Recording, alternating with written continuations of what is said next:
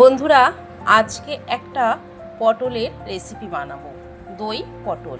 আমি পটলগুলো খোসা ছাড়িয়ে ধুয়ে নুন হলুদ মাখিয়ে রেখেছি, আর পটলের দুই দিকে একটু করে কেটে নিয়েছি যাতে পটলের ভেতর তেল মশলাটা ঢুকতে পারে।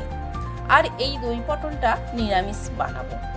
আদা, কাঁচা লঙ্কা আর টমেটোটা মিক্সির জারে নিয়ে মিক্সিতে পিষে নেব। এবার গ্যাসের ওপর কড়াই বসিয়ে সর্ষের তেল দিয়ে পটলগুলো ভালো করে ভেজে নেব।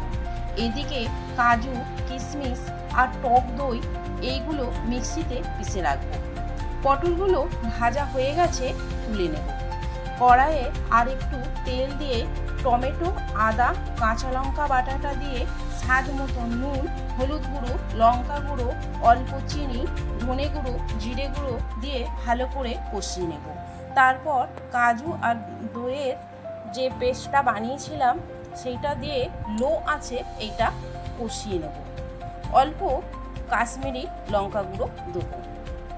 এবার এইসব মশলা ভালো করে কষানো হয়ে গেলে অল্প জল দিয়ে পটল ভাজাগুলো দিয়ে মশলার সাথে পটলটা ভালো করে কষিয়ে নেব।